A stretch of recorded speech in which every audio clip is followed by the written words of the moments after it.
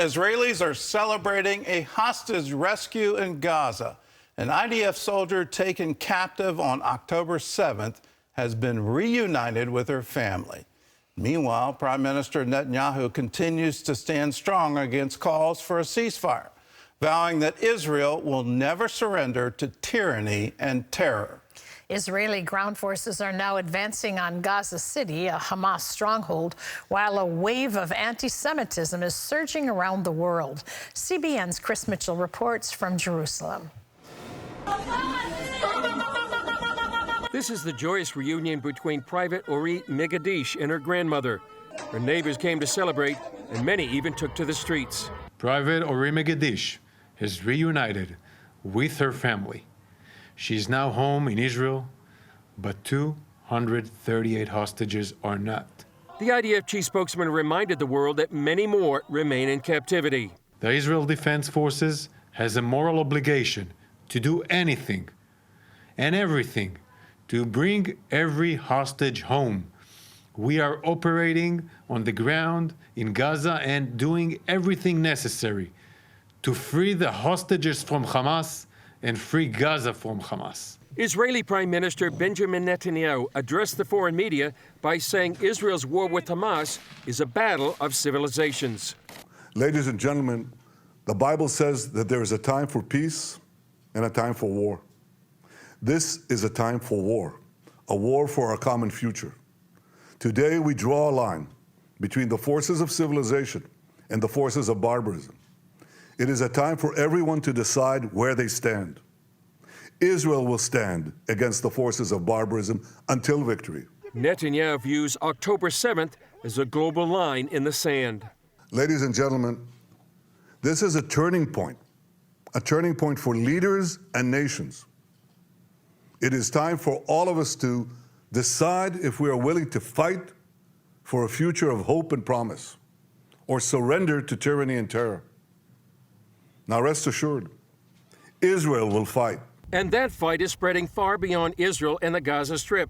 From an anti-Semitic mob hunting Jews at a Russian airport to tens of thousands in this pro-Palestinian march in London. In the U.S., college campuses are the scene of anti-Semitic incidents. At Cooper Union in New York, a group of Jewish students forced to barricade themselves from a pro-Palestinian group.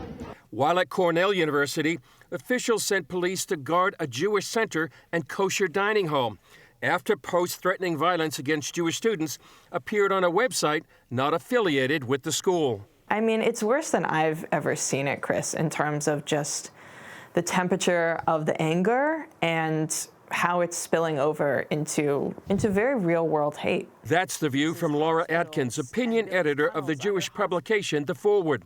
She tells CBN News about spending 3 weeks chronicling Israelis who went through the horrors of October 7th. It feels good to be able to give back by helping tell people's stories and sit with people that are in sometimes the worst days of their lives. But I won't pretend that I'm not afraid with all of the anti-Semitism we're seeing, all of the just hate and vitriol and misinformation. It's a really frightening time to be Jewish, which is not something I usually say. How has this affected American Jews? Just astronomically. I mean, before I came here to cover the war, the first day before Israel had even done any retaliation after the October 7th terror attacks, there were massive protests in Times Square calling for intifada, which means kill Jews, calling by resistance by any means necessary. On the battlefield, the IDF chief spokesman confirmed Israeli forces expanded their armored and infantry forces in the Gaza Strip. The goal is to collapse Hamas and bring back the hostages. Chris Mitchell, CBN News, Jerusalem. Well, Doron Spielman is a spokesperson for the IDF, and he joins us now live from Tel Aviv. So tell us about the rescue of this soldier. All Israel is celebrating. Can you tell us about the operation to save her? Well, today is the 25th day of the war since Hamas invaded Israel's borders and took hundreds of people hostages, killing well over 1,400 people. And one of those hostages that was taken was Private Ori Megidish. She's a female soldier in a specific battalion. She was taken and not heard from again in the Gaza Strip. Yesterday, our forces, as part of our expanded campaign inside the Gaza Strip, which involves ground forces, aerial forces, and intelligence, sent a special forces team along with other support teams, and thankfully, thank God, managed to rescue this young woman, Ori Megidish, and bring her back home to her family. It's really, in a very dark time, a ray of light for the Israeli people. It shows hope. I think it also shows a real justification for the way that our campaign is being handled and the steps that we're taking, including increasing our campaign inside Gaza right now. It looks like you're in for a very long and difficult fight. The Hamas has all kinds of tunnels, hundreds of miles of tunnels. How is the IDF prepared for that? Gordon, you know, they have been preparing for this for 16 years. Right? All that international aid money that was supposed to be helping the people of Gaza, Hamas sunk hundreds of millions, if not billions of dollars to creating this underground maze of hundreds of miles of tunnels. And, you know, they've embedded themselves very deeply. And what we know is this is really what we're seeing unfold right now is really part of the script that Hamas had prepared well in advance. This kind of follows the ISIS/Hamas movie line, right? It begins with the massacre of Israelis.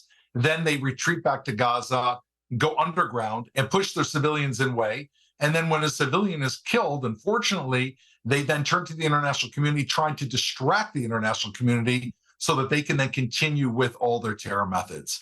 And what we're doing in terms of our ground operations, our aerial operations, our Navy, and our engineers is we are pinpointing right now that Hamas leadership. We have eliminated just in the last 24 hours dozens of Hamas terrorists, including 5 of their commanders that are in charge of such things as part of their aerial commanders, their central commanders for the Gaza Strip.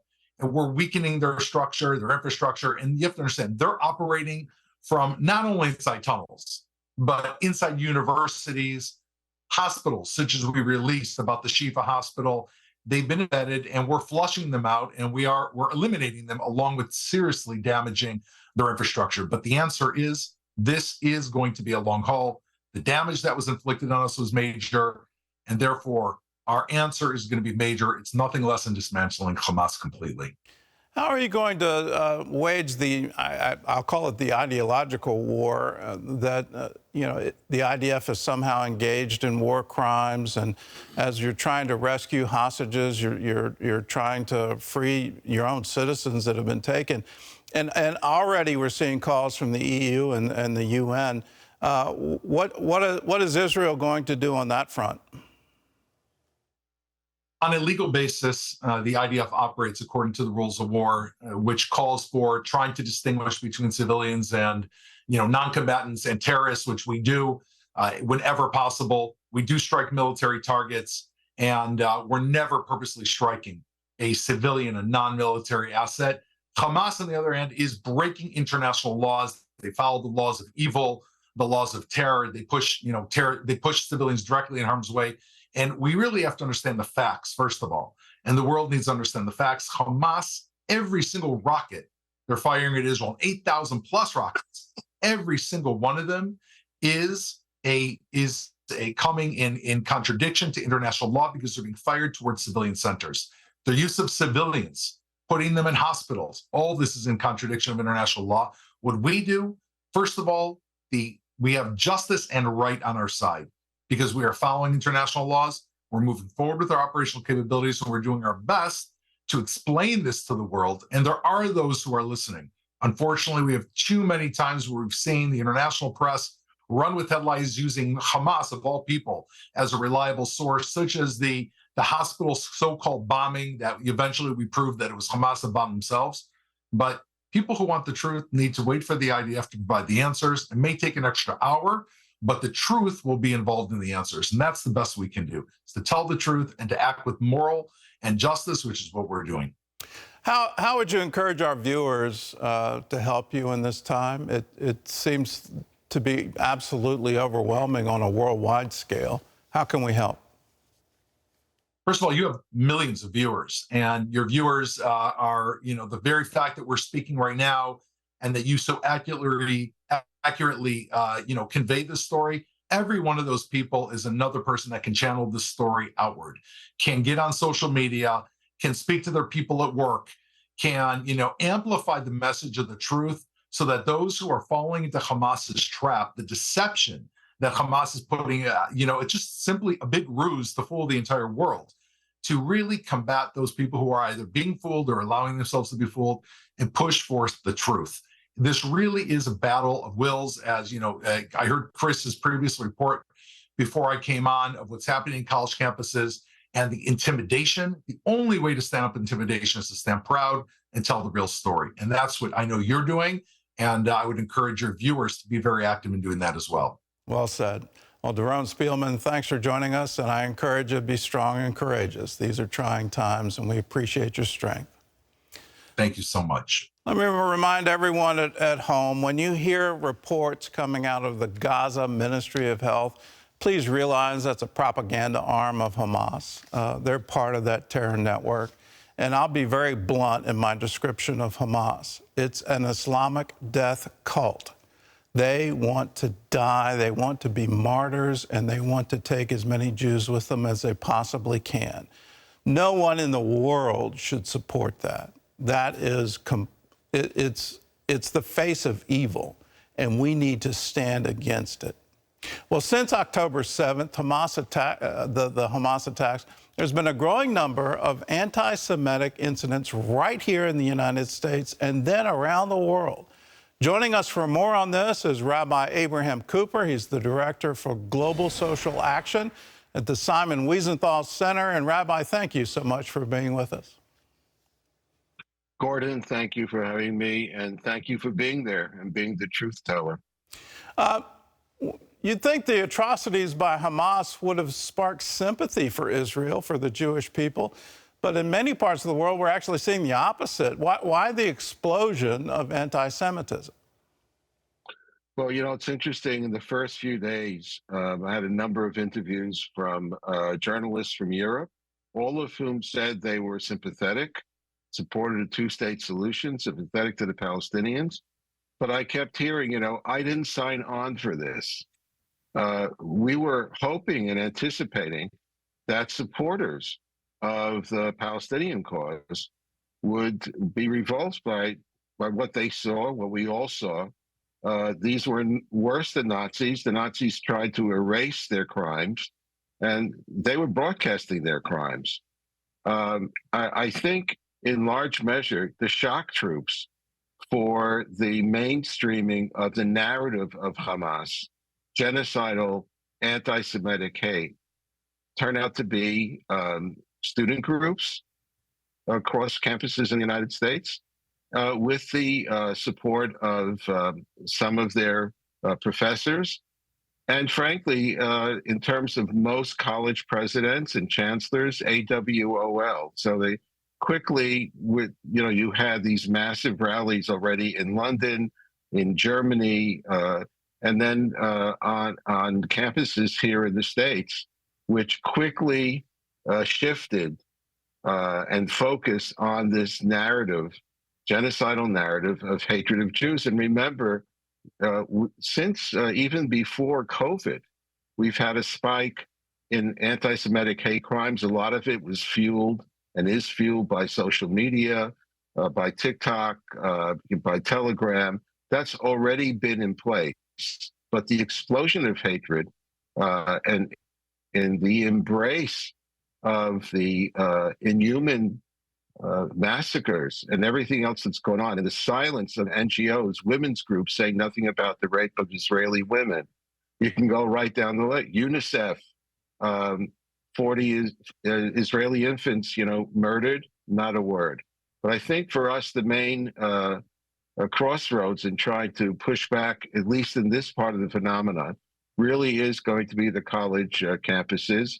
But it's against the backdrop of the fact that the squad, members of the squad, have been able to get away with some of the worst anti-Israel and sometimes anti-Semitic venom, no price to pay, where CARE, an organization which made the top 10 anti-Semite list of the Simon Wiesenthal Center not long ago, was listed by the White House as an important, ally and source to fight anti-Semitism when they're a significant part of the problem. So if we're going to fight back, we have to recognize the unfortunate truth that we have anti-Semites from the far right.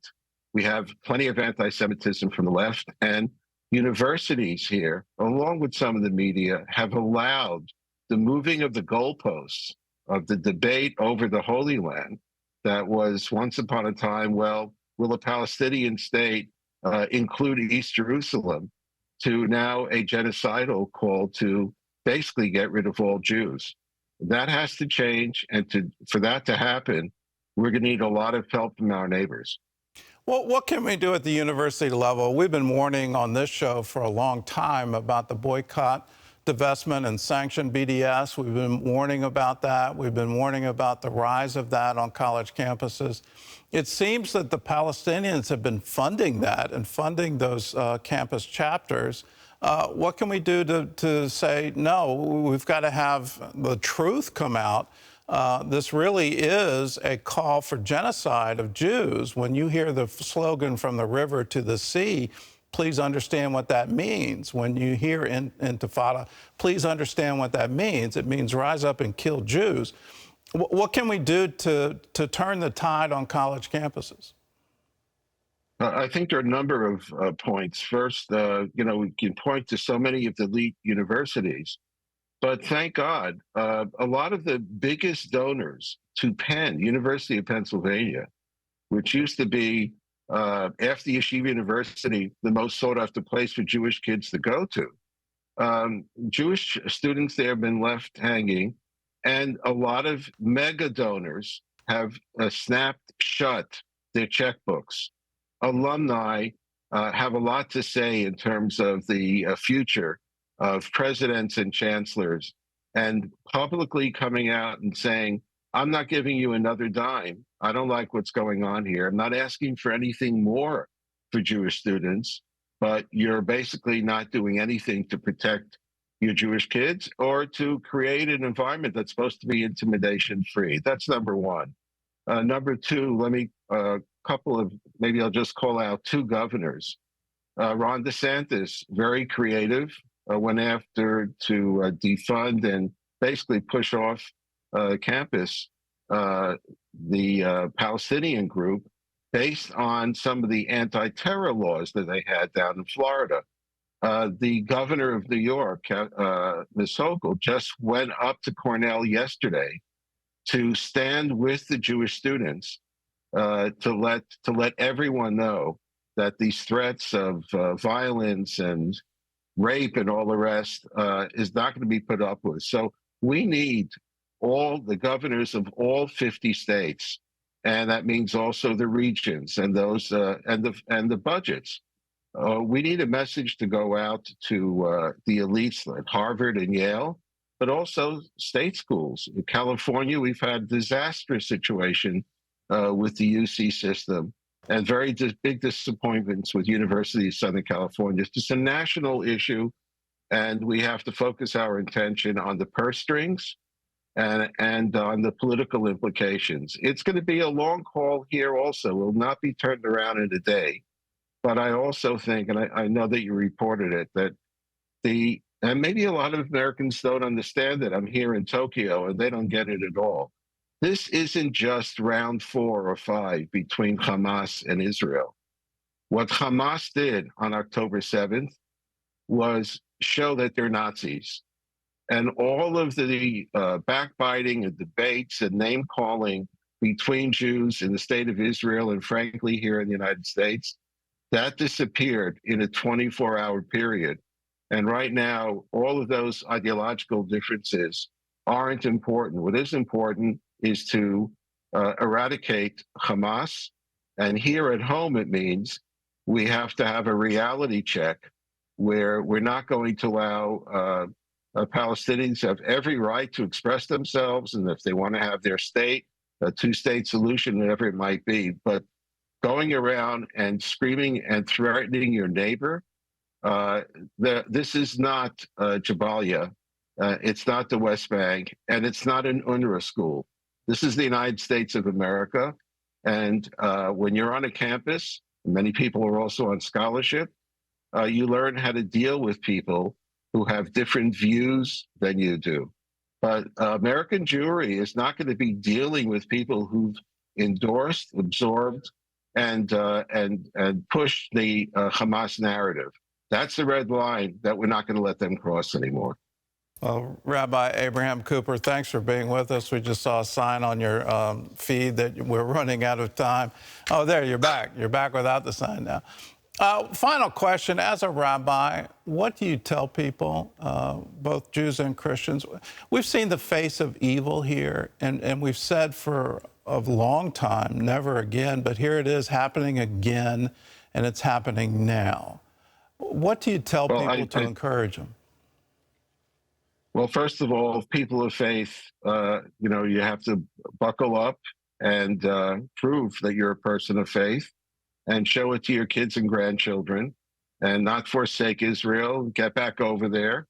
But I think in the broader sense, what we've experienced now across American campuses is that we've had generation of kids raised that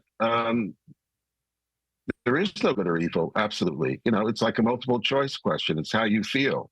No, Hamas is just shown horrifically over the, murdering and maiming those innocent people on Simchat Torah.